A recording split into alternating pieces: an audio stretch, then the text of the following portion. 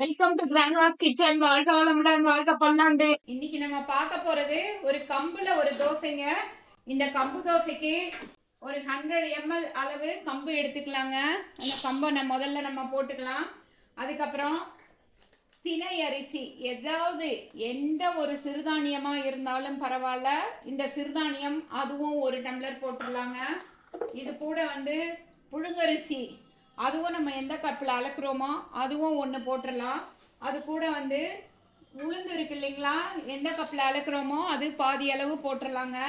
போட்டு இதையெல்லாம் நல்லா போட்டு நல்லா கழுவி 4 hours ஊற வச்சுட்டு, அதுக்கப்புறம் மிக்சியில் நல்லா நைஸாக அரைச்சிக்கிட்டு ஒரு 8 hours புளிய வச்சு அதுக்கப்புறம் தோசையாக போடலாங்க.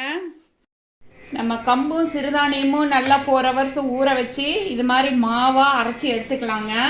எடுத்துக்கிட்டு இந்த கன்சிஸ்டன்சியில் தோசையாட்டம் வாத்தரலாம். அது கண்டிப்பாக 8 hours புளிக்க வைக்கணுங்க. அப்போ தான் அது நல்லா சாஃப்டாக வரும். இது மாதிரி ஊற்றுனா உங்களுக்கு திருப்புறதுக்கு செய்கிறதுக்கு எல்லாமே ரொம்ப சிம்பிளாக இருக்குங்க. வெயிட் லாஸ் பண்ணுறவங்களுக்கு இந்த சிறுதானியம் கம்பு இதெல்லாம் ரொம்ப ரொம்ப நல்லது. அது இல்லாமல் நிறைய அயர்ன் இருக்குது இதில். அதனால் நம்மளுக்கு நல்ல ஹெல்த்தை கொடுக்கக்கூடியது. இந்த தோசையை நம்ம ட்ரை பண்ணி பார்க்கலாங்க. ரொம்ப சிம்பிளாக வந்துடும் இது தோசை. பாருங்கள் எவ்வளோ ஈஸியாக திருப்ப வருதுன்னு பாருங்கள். ஒன்றுமே நம்மளுக்கு எதுவுமே சிரமப்பட வேண்டாம். நல்லா நார்மல் தோசை கல்லிலேயே ஈஸியாக திருப்ப வந்துடும். 1 நிமிஷத்தில் சீக்கிரமாக வெந்து போயிடுங்க. மிக அருமையாக கம்பு தோசை ரொம்ப சூப்பராக ரெடியாகி வந்துருச்சுங்க. எவ்வளோ அழகாக வந்திருக்குன்னு பாருங்கள். இது நம்ம 8 hours புளியை வச்சு ஊற்றினாவே ரொம்ப ஃபஸ்ட் கிளாஸாக வந்துடும்.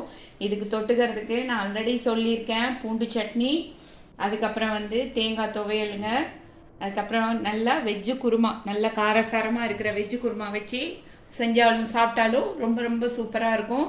தேங்க்ஸ் ஃபார் வாட்சிங் அவர் கிராண்ட்மாஸ் கிச்சன். எல்லோரும் பார்க்குறவங்க சப்ஸ்கிரைப் பண்ணிடுங்க, லைக் பண்ணுங்கள்.